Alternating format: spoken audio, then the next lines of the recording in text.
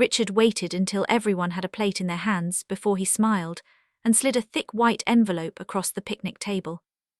"You should read this," he said to my husband. The conversation around us faded. Even the kids running through the backyard seemed quieter somehow. I frowned. "What's that?" Richard didn't answer me. He kept his eyes on his son. "You deserve to know the truth." My husband looked confused as he picked up the envelope. Then I noticed the logo in the corner of the paperwork. A DNA testing company. My stomach dropped. "What is that?" I asked again, louder this time. Richard finally looked at me, his expression calm, almost satisfied. "I arranged a little test." "You what?" Our grandson deserved certainty, so did my son. For a second, nobody spoke. Then the meaning hit me. "Our son," I whispered. "You tested our 4-year-old."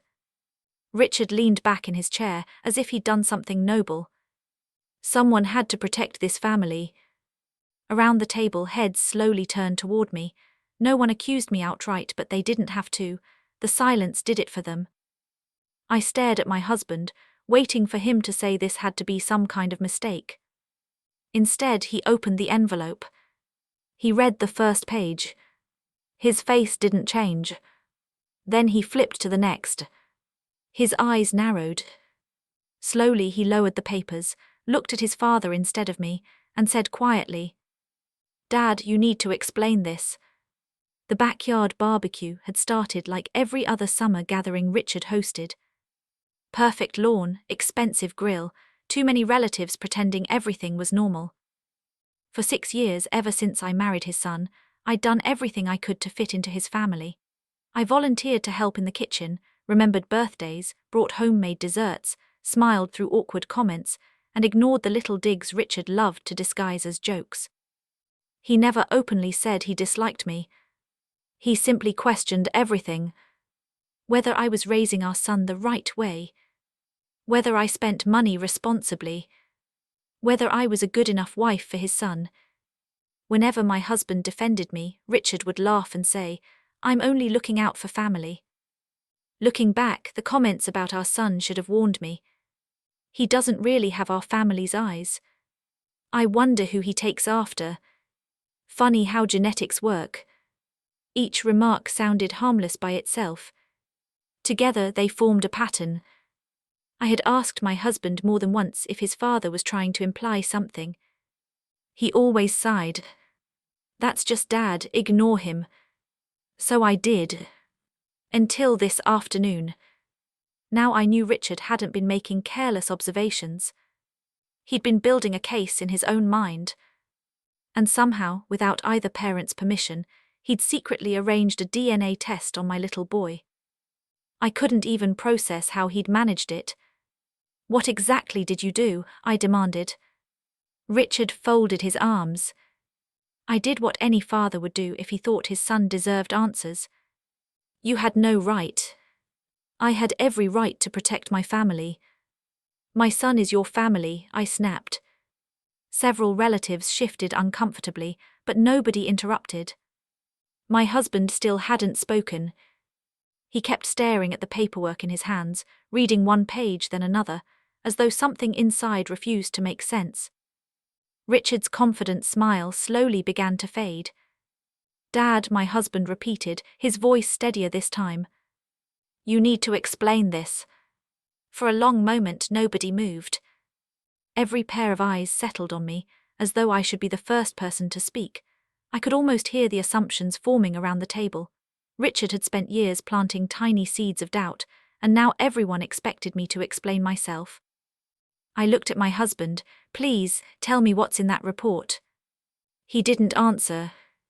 Instead, he kept reading the second page, his brow furrowed deeper than before. Richard let out a short laugh. "You don't have to protect her anymore, son. Whatever it says, we'll deal with it together." My husband slowly lowered the papers but didn't look at me. He looked at his father. The silence pulled me back through years of uncomfortable family dinners. Richard had always found a way to question our son without making a direct accusation. Strange, no one in our family had blonde curls. He sure has a different smile. I guess children can surprise you. Every comment came wrapped in a smile, giving him room to deny any bad intentions if I objected. Each time I mentioned it afterward, my husband rubbed his temples. Dad's old-fashioned, he's not accusing you of anything. So I swallowed my frustration, because I didn't want to be the reason father and son argued. Now I realized Richard hadn't been making harmless observations. He'd been convincing himself he was right all along. What does it say? I asked again, my voice barely above a whisper. My husband finally met my eyes. It says Ethan is my son. Relief washed over me so suddenly my knees felt weak. Before I could say a word, Richard slammed his palm onto the table. That's impossible. Several relatives gasped. Richard pointed toward the report. That lab made a mistake, there's no other explanation. My husband didn't react. He simply unfolded another page that had been clipped behind the first report, reading it again with growing disbelief. I noticed the color drain from Richard's face. Dad, my husband said quietly, why is there a second analysis attached to this file? Richard's confident expression vanished. And for the first time that afternoon, he looked genuinely afraid. Why was the report upsetting Richard instead of me? Before anyone could ask another question, Richard stepped forward and reached for the papers. Give those to me, he said sharply. My husband pulled them back. No. The simple word stopped everyone. Richard's voice hardened. They're mine. They're about my son, my husband replied. You lost the right to control them the moment you tested him behind our backs. The sudden movement drew every conversation in the backyard to a halt. Relatives who had been standing near the grill drifted toward the picnic table, sensing something had gone terribly wrong. Richard forced a strained smile. This whole thing is based on a laboratory error. Just hand me the report. One of my husband's cousins frowned. If it's just an error, why not let everyone hear what it says? Several heads nodded. My husband looked around the table before speaking. The report confirms Ethan is my biological son. A wave of relieved murmurs spread through the family. I closed my eyes for a second, finally able to breathe. Richard immediately shook his head. That's impossible, they mixed up samples, those companies make mistakes all the time. My husband lifted the second page. No, Dad, there's more. The backyard fell silent again. He took a slow breath. When the test was submitted, another DNA sample was included for comparison. Every eye turned toward Richard. My husband continued. It was yours. Richard's jaw tightened. The lab compared Ethan's DNA with yours as his presumed grandfather. He paused, staring directly at his father. The report says your genetic profile is inconsistent with being Ethan's biological grandfather. For a heartbeat, nobody reacted. Then the silence broke into overlapping voices. What? How can that be? Richard, why would you submit your own DNA? His sister reached for the report, her hands trembling. Another relative leaned over to read the highlighted conclusion for himself. Richard backed away a step. The report is wrong, he snapped. Stop reading it. No one listened. The authority he had carried for decades seemed to evaporate in seconds as relatives exchanged confused looks instead of waiting for his direction. Standing beside my husband, I realized the secret Richard had tried to expose wasn't mine. It was his. With a desperate shout, Richard lunged across the table, grabbing for the paperwork and trying to rip it from my husband's hands. My husband jerked the paperwork out of Richard's reach, just as the pages brushed his fingertips. Stop, he shouted.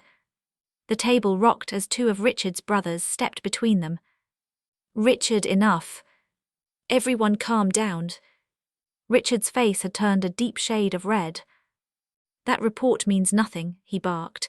DNA tests aren't perfect. You can't throw away a family over a piece of paper. My husband stared at him in disbelief. You trusted it enough when you thought it would accuse my wife. Richard opened his mouth, then closed it again. No one had an answer to that. The relatives who had quietly watched me become the target only minutes earlier were now looking at Richard with the same suspicion they had directed toward me. An uneasy silence settled over the backyard. Then my husband spoke again, almost to himself. "I remember Grandma." Everyone looked at him. When I was little, I'd ask why I didn't have any baby pictures with Grandpa. Grandma always changed the subject. Richard's shoulders stiffened. His aunt, who had remained silent throughout the confrontation, slowly set down her drink. "There were rumors," she admitted quietly. "Years ago, your grandmother and I were very close." Richard shot her a warning look. "Don't." She ignored him. People whispered that she carried a secret to her grave. None of us ever knew whether it was true. The words hung in the air. My husband looked back at the report in his hands, then at his father. The pieces were beginning to fit together. I suddenly understood why Richard had been obsessed with bloodlines for as long as I'd known him. Not because he was certain of his own. Because somewhere deep inside he'd never been. Richard's voice lost all of its authority. "Please," he said, looking from one family member to another, "let's leave this alone." Even his wife looked stunned. She took a slow step away from him, tears filling her eyes. "You never told me there could be something like this." "I didn't know," Richard whispered. My husband folded the report carefully. "I'm going to verify everything," he said. "Until then, I can't pretend today didn't happen." Richard reached toward him, desperation replacing pride. "Son, please don't walk away." My husband didn't raise his voice. He simply looked his father in the eyes and said, "Don't, I already know enough." No one spoke after my husband's words. The only sounds were children laughing somewhere across the yard, blissfully unaware that an entire family's foundation had just cracked. My husband unfolded the report one last time and looked around the table. "I'm going to read exactly what it says," he said. No one objected. The laboratory confirmed that Ethan is my biological son. He paused long enough for everyone to absorb it. There is no question about his paternity. Several relatives lowered their eyes toward me. The suspicion that had surrounded me only minutes earlier dissolved into uncomfortable silence. Then my husband continued. Because my father submitted his own DNA sample as the presumed biological grandfather, the lab also analyzed that relationship. He looked directly at Richard. The results state that Dad's DNA is inconsistent with him being my biological father. Richard's shoulders slumped. For the first time in all the years I'd known him, he looked small. His aunt quietly wiped her eyes. "I think your grandmother took that secret to her grave," she said. "There were whispers long ago that she had been involved with another man before she told everyone she was expecting. None of us ever had proof, and after she passed away, no one wanted to reopen old wounds." Richard slowly sank into his chair. "I never knew," he said, his voice barely audible. "I swear, I never knew." No one accused him of inventing that part. The tragedy was believable. But it didn't erase what he had chosen to do. He looked at his son. "I raised you, I was there every day. Doesn't that count for something?" "It does," my husband answered, "but that's not why I'm leaving." Richard's eyes searched his son's face. "You secretly tested my child." He took my hand.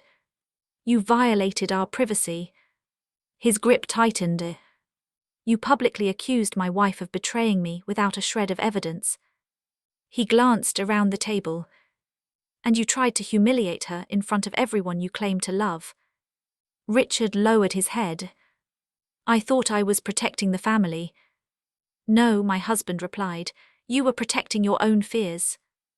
The words landed harder than any raised voice could have. One by one, family members turned to me. His sister spoke first. "Tracy, I'm sorry, I believed Richard might be right." Others echoed her apology. No apology could undo what had happened, but hearing them acknowledge the truth mattered. My husband folded the report and slipped it back into the envelope. "We are done discussing Ethan's DNA," he said. "He's our son, that was never the real issue." Over the following weeks, we met with an attorney to understand our options after Richard had arranged a DNA test on our child without our consent. The legal advice made it clear that his actions carried consequences, and he finally understood that crossing those boundaries had cost him far more than his reputation. We also made a decision together. Richard would not have unsupervised access to Ethan. Not until trust could somehow be rebuilt, if it ever could. Family gatherings changed after that. They became smaller, quieter. Without Richard directing every conversation, people actually listened to one another. My husband no longer felt obligated to defend his father's behavior, and our marriage grew stronger because we stopped trying to keep peace at the expense of our own family. As for Richard, the authority he had enjoyed for decades disappeared almost overnight. People still spoke to him, but they no longer accepted his judgments without question. The man who had tried to expose everyone else had been forced to confront the one secret hidden closest to home. A few months later, I watched Ethan chase Bubbles across our backyard while my husband laughed beside him. There were no whispers, no doubts, no envelopes waiting on the table. Just the family we had chosen to protect together. The envelope Richard believed would break our family became the proof that finally set us free.